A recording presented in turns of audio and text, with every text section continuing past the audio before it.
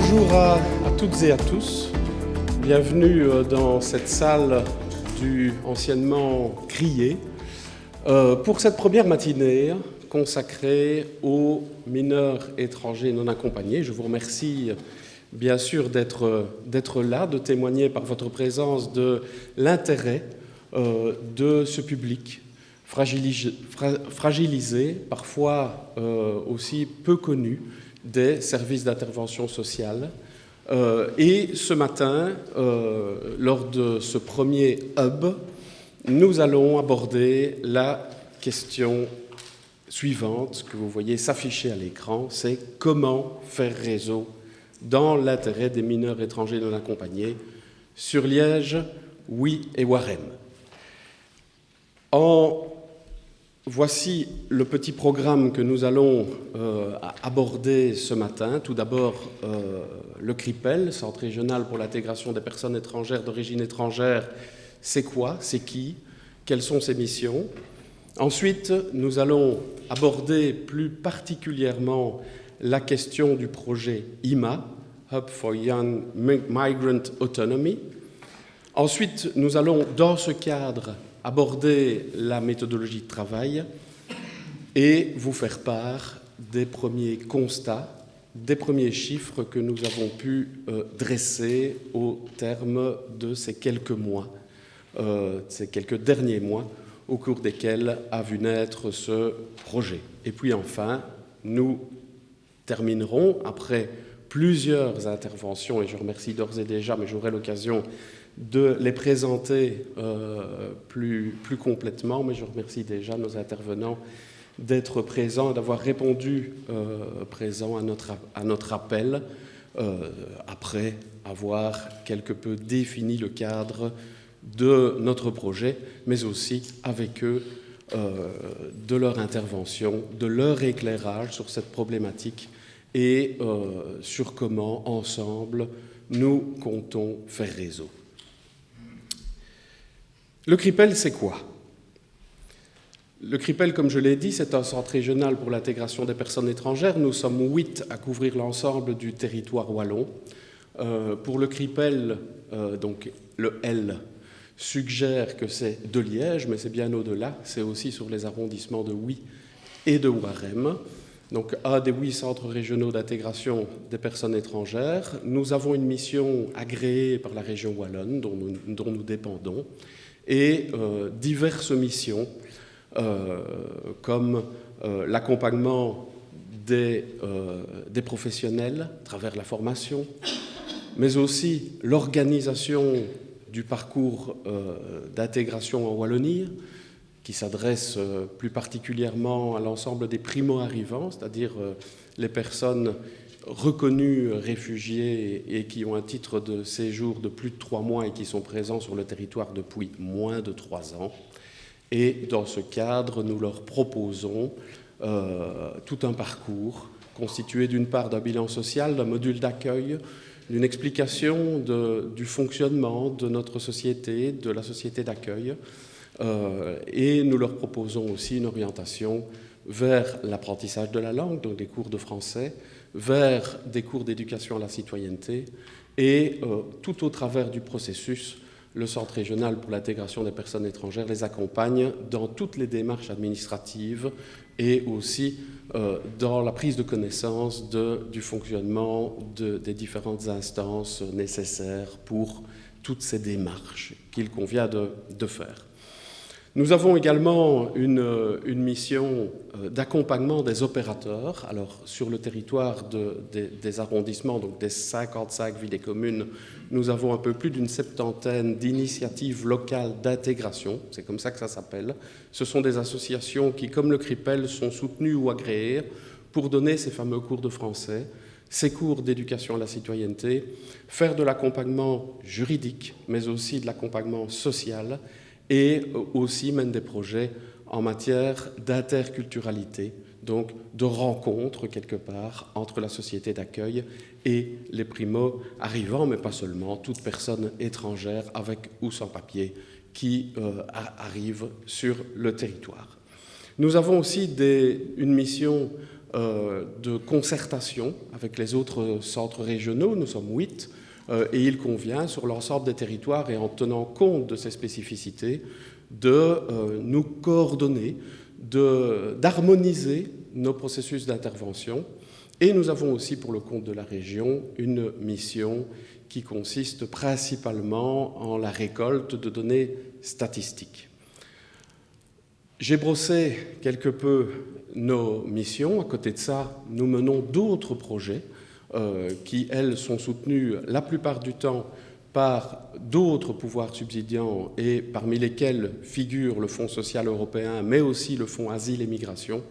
Et c'est dans ce cadre, le Fonds Asile et Migration, que nous pouvons aujourd'hui mener ce projet sur le territoire, ce projet IMA. Alors, vous allez me dire, mais pourquoi ce projet ? Eh bien, simplement, cela part d'un premier constat. Tout d'abord, ces jeunes, mineurs, étrangers, non accompagnés, qui finissent souvent, après un parcours migratoire extrêmement compliqué, on entend parler tous les jours dans la presse, à la télévision, tous ces migrants extra-européens qui adoptent, souvent dans des conditions déplorables, les routes migratoires, que ce soit à travers la Méditerranée, mais aussi à travers d'autres routes bien connues qui passent notamment par la Hongrie et d'autres pays comme ceux-là. Et vous pouvez vous douter que toutes ces personnes, qu'ils soient mineurs ou non, arrivent sur notre territoire avec souvent de vraies fragilités et bien au-delà, une vraie souffrance, ont vécu des violences. Et aujourd'hui, ces jeunes, plus particulièrement, qui arrivent sur notre territoire, qui arrivent mineurs, qui sont pris en charge par tout le processus adolescentaire, donc par tout ce qui concerne l'aide à la jeunesse, mais pas seulement, toute organisation qui travaille avec eux, se retrouvent, lorsqu'ils ont 18 ans, vraiment à un croisement. Un croisement qui mène souvent à une forme de désaffiliation, à une perte supplémentaire de repères, qui s'additionne bien sûr à la perte de repères culturels dans un premier temps, mais aussi sociale et affective. Donc ce projet IMA, aujourd'hui, veut s'attaquer plus spécifiquement à ce processus de transition entre finalement les organismes qui accompagnent les jeunes de moins de 18 ans et puis les autres organismes plutôt de l'action sociale dont le CRIPEL fait également partie, qui propose aux adultes à partir de 18 ans toute une série de services. Et donc du jour au lendemain, ces jeunes se retrouvent sans ces quelques repères nécessaires et ne comprennent pas toujours bien qui sont les intervenants, quels sont les services proposés, et toute une série d'autres questions qui émergent au-delà des difficultés, notamment en santé mentale. Alors, ce que nous pensons aujourd'hui et tentons de démontrer, c'est tout d'abord qu'il faut une meilleure connaissance interconnaissance de ces secteurs et qu'il est nécessaire aujourd'hui peut-être pour cette problématique en particulier, de faire réseau, de se parler et d'envisager des processus intégrés et interdisciplinaires. Nous allons vous présenter, avant de donner la parole à nos intervenants, les tenants et les aboutissants de ce projet, et je donnerai volontiers la parole à Christophe Mérès, qui est directeur adjoint et en charge des matières que nous appelons au CRIPEL de deuxième ligne, c'est-à-dire véritablement de travail auprès des opérateurs du secteur. Christophe, si tu veux bien.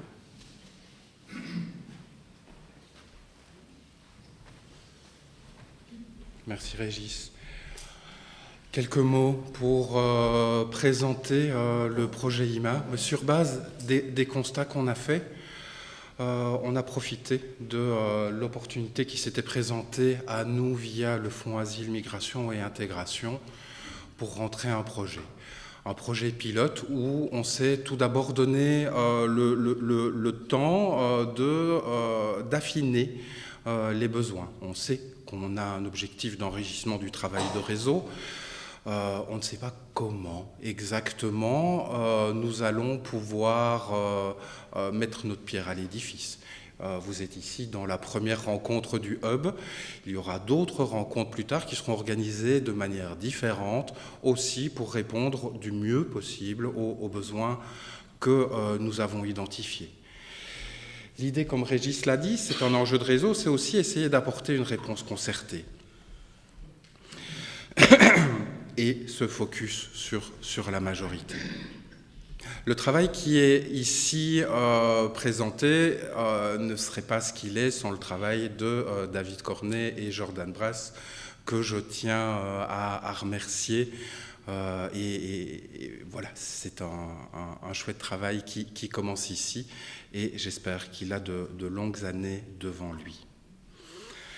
Dans les axes de travail, cette création de hub, une création d'observatoire, j'y reviendrai, la mise en place de formations qui commence dès ce cadre ici, et une volonté d'évaluation du hub. L'idée derrière cette évaluation, c'est tout simplement de ne pas réinventer la roue, et si l'approche que nous proposons ici tient la route, et nous n'en doutons pas, nous espérons qu'elle puisse s'exporter, et en tout cas nous ferons tout pour aider à ce que la méthode puisse s'exporter. Alors, comment avons-nous fait? Quelle méthodologie? Le point de départ, c'est cette logique de diagnostic, une approche plutôt sociologique qui vise la rencontre, où on commence déjà à faire réseau en essayant de faire le point sur quelles sont les priorités d'action. Une démarche d'écoute, de rencontre, une volonté aussi de ne pas arriver en prétendant tout savoir. Quels sont les besoins du secteur? On a une vision qui est en lien avec le prisme qui était le prisme de l'interculturalité du CRIPEL tel qu'il vous a été présenté par Régis, mais un prisme qui n'est pas celui de l'enseignement, un prisme qui n'est pas celui de la santé mentale, mais un prisme qui n'est pas celui de l'aide à la jeunesse. Et donc une volonté de rassembler cela, de récolter aussi pas mal d'informations au bénéfice de tous dans cette idée d'observatoire. Donc l'idée, c'est vraiment cette idée de transversalité et l'analyse qui a été permise au fil de ces rencontres, essayer de faire aboutir ça à différents scénarios d'action, une volonté vraiment de construire ensemble. Dans la pratique des rencontres, il y en a eu beaucoup. Ça veut dire plus ou moins 50 rendez-vous, mais dans les faits, je crois que même on est un peu modeste en disant 150 personnes rencontrées. Je crois qu'aujourd'hui, on est plus proche des 200. Une volonté de trouver notre place dans les réseaux existants. C'est bien qu'il y a beaucoup de réseaux. Et on ne veut pas être une énième couche dans le millefeuille. On veut apporter notre plus-value et faire réseau, et on veut aussi trouver notre place dans les réseaux qui sont existants. Et c'est pour ça que nous n'avons pas peur d'aller vers la co-organisation d'événements ou de trouver notre place ailleurs, que ce soit en lien avec la santé mentale, notamment l'aide à la jeunesse ou l'enseignement principal. Dans les rencontres, évidemment, ici, plusieurs services, on n'a pas rencontré l'entièreté des services ni des secteurs, c'est juste pour vous donner un aperçu des personnes que nous avons pu rencontrer, au niveau du service des tutelles, au niveau des centres d'accueil, au niveau des initiatives locales d'intégration, le secteur de l'aide à la jeunesse, de l'enseignement, de la santé mentale. Beaucoup de plateformes citoyennes aussi, où là, nous n'avons pas aussi pu rencontrer tout le monde. La concertation wallonne des acteurs en charge des MENA et ex-MENA qui nous apporte très régulièrement un regard très riche et qui nous aide à prendre de la hauteur, ou avec une volonté vraiment d'inscrire nos actions respectives en complémentarité. le délégué général aux droits de l'enfant, et aussi différentes coordinations sociales supracommunales pour lesquelles d'autres existent et nous n'avons pas encore eu le temps ni l'opportunité de rencontrer tout le monde, mais c'est en cours. Quelques chiffres, et j'ai envie de dire, les chiffres sont à regarder plutôt dans une perspective d'analyse qualitative que vraiment quantitative. On n'est pas ici dans une volonté d'exhaustivité au niveau des chiffres, mais ils permettent malgré tout de poser un regard important. Un regard important sur l'ampleur de la situation et un regard important sur la difficulté de faire sens au niveau des chiffres. Comme on l'a dit, l'enjeu de faire réseau, c'est aussi parce que les problématiques que rencontrent les jeunes, ce sont des compétences qui sont assez explosées au niveau des personnes qui les prennent en charge.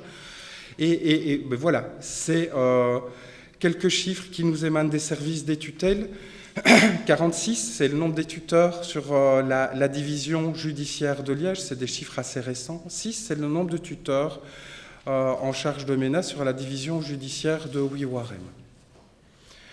196, c'est le nombre de MENA pris en charge par des tuteurs sur les divisions de Liège-Ouiwarem. C'est un prisme, c'est tout simple, mais en même temps, ça ne l'est pas, parce que après 18 ans, que deviennent ces 196 jeunes ?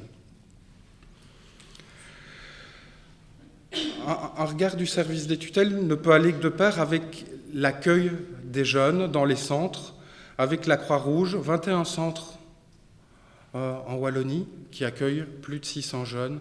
En province de Liège, c'est 149 jeunes qui sont accueillis pour le moment, plus ou moins 25% du total. Actuellement, 85 places disponibles. Je vous dis actuellement, ça date de quand on a fait le PowerPoint. On n'est pas à... Mais ce sont des données récentes en tout cas. Fait d'asile, au niveau du centre de recours, c'est 48 MENA qui sont actuellement accueillis. Caritas International, aussi des données récentes avec le projet Youth in Shelter, qui est dans le cadre du plan MENA de l'aide à la jeunesse, c'est 14 jeunes. Et le projet Youth in Transit, c'est 50 MENA également accueillis. Jusque-là, au niveau des chiffres, tout va bien. Il y a une certaine cohérence. Des données complémentaires qui sont quelque part là, on commence déjà à avoir des données qui sont plus difficiles à calibrer. Quand on discute avec les initiatives locales d'intégration, ce sont surtout des projets de parrainage qui sont mis en œuvre et aussi des projets d'accompagnement vers l'autonomie. 50 jeunes pour le parrainage. Là, ici, on est aussi pour... Ce ne sont plus uniquement des MENA, ce sont des MENA et des ex-MENA. Pareil pour l'accompagnement vers l'autonomie. 20 MENA en accompagnement individuel. Là, c'est généralement plutôt de l'accompagnement social, de l'accompagnement juridique. Et 5 clients en time-out. Le secteur de l'aide à la jeunesse, pour le secteur de l'aide à la jeunesse, les jeunes sont des jeunes, avant d'avoir n'importe quelle autre étiquette. On estime à une centaine de jeunes MENA qui sont pris en charge par les AMO liégeoises. Je crois qu'on pourrait dire aussi ex-MENA, ou qu'on pourrait parfois dire mineurs en danger, ou qu'on pourrait parfois dire aussi jeunes en errance. Bref, une volonté du secteur de l'aide à la jeunesse avec qui on est en contact encore une fois. On n'a pas encore eu l'opportunité de rencontrer tout le monde, mais on se rend compte que mettre des chiffres, ce n'est pas quelque chose de très évident, mais ça permet malgré tout d'avoir un regard, même s'il est partiel. Dans le secteur de l'enseignement, c'est la même approche. Les MENA sont avant tout des élèves. Et là, on estime à plus ou moins 400 élèves qui fréquentent les classes d'ASPA. Mais les plus jeunes ne sont peut-être pas encore en DASPA, ou ne le seront peut-être pas. Une petite centaine, 112 approximativement, seraient des MENA. Il y a également les CEFA. Là aussi, ce sont des élèves, et parfois des MENA, parfois des ex-MENA. Certains d'origine étrangère, voilà, ils fréquentent l'alternance. Parfois, ils fréquentent l'alternance avec alternance aussi. Et ça, c'est un travail important d'éviter le décrochage. Et là aussi, c'est un des enjeux du travail en réseau qu'on abordera peut-être un peu plus lors du prochain hub qui se tiendra à la mi-décembre. Des contacts avec le secteur des plateformes citoyennes et des coordinations locales. Là, on pense principalement à un projet qui voit le jour sur Warem, avec 15 lits pour un accueil de jour et de nuit pour des jeunes migrants et des jeunes en transit. Les jeunes en transit aussi, mettre des chiffres sur la situation, savoir s'ils sont mineurs ou majeurs, c'est quelque chose de complexe, mais la réalité que vivent ces jeunes-là l'est encore plus. Voilà, un abri de nuit pour 20 nuits et des jeunes majeurs, oui, de 25 ans. Voilà, et une demande d'agrément est en cours via le plan de relance pour la lutte contre la pauvreté. Donc tout ça pour dire que on vous invite surtout à avoir une lecture qualitative du quantitatif qu'on a proposé ici, parce qu'au départ, 197 MENA pour 196 places, globalement ça colle. Et ici on est bien sur les divisions judiciaires de Liège-Ouistreham. Mais, et c'est là que ça se complexifie, prendre en compte les ex-MENA, les jeunes ressortissants de pays tiers, les sans-papiers, les jeunes en errance, les migrants en transit, les jeunes hospitalisés, ceux qui sont accueillis en famille, etc. Tout ça devient beaucoup plus compliqué et c'est un des objectifs importants. Pourquoi ? Parce que essayer d'avoir un observatoire, essayer de voir un peu l'ampleur de ce qui se fait quotidiennement sur le terrain, c'est aussi mieux décider des actions, c'est aussi mieux prioriser, c'est aussi mieux fonctionner ensemble. Mais le travail est ardu. Toujours dans une logique qualitative, sur base des rencontres, on a essayé de relever quelques points de vulnérabilité. Ils ne sont pas listés dans l'ordre des priorités.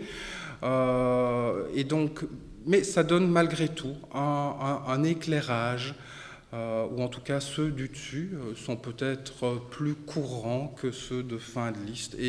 Et encore, j'aime autant dire qu'on n'a pas de chiffres précis. La question de l'accompagnement du jeune, la question du logement, de la prise d'autonomie, ça, on le savait bien le départ, heureusement, c'est un des premiers constats qu'on a pu relever sur le terrain. La question de l'apprentissage du français, question également importante. Les alternatives à la scolarité, nous en parlerons aussi aujourd'hui, et ce sera aussi l'objet du prochain hub. Voilà, la scolarité, ça peut aussi être compliqué, ça peut aussi être un vrai tremplin. L'accompagnement au regroupement familial, des démarches complexes, mais qui sont aussi importantes à effectuer. Le soutien à la formation des professionnels, ça nous y reviendrons et n'hésitez pas, je pense que vous avez reçu un catalogue avec différentes formations qui sont déjà prévues dans la petite farde que vous avez reçue à l'accueil. La question de la traduction, pour pouvoir bien comprendre les besoins, il est souvent important de pouvoir dialoguer ensemble et là il y a déjà des petits projets pilotes qui voient le jour dans ce sens-là, donc voilà, c'est un vrai besoin et qui a beaucoup de sens. La question des tuteurs, la question de la santé mentale, des assuétudes, la question du travail clandestin, l'exploitation sexuelle, beaucoup de problématiques et il y en a d'autres que nous essayerons en tout cas ensemble de travailler. Voilà où nous en sommes pour le moment. Ça n'est pas exhaustif, c'est un projet qui a démarré en avril, donc ça fait 5 mois. Et voilà, on est heureux d'être là aujourd'hui pour pouvoir commencer à y travailler ensemble. Merci Christophe, en tous les cas, pour cette brève présentation. Comme vous pouvez le voir, les problématiques sont nombreuses, sont complexes et permettent en tous les cas de se faire déjà un premier aperçu des regards croisés nécessaires, et c'est l'occasion pour moi de vous présenter, en tous les cas, nos intervenants d'aujourd'hui, qui vont proposer leur regard croisé, justement, sur toute une série sur toute cette problématique que nous vous avons brièvement esquissée.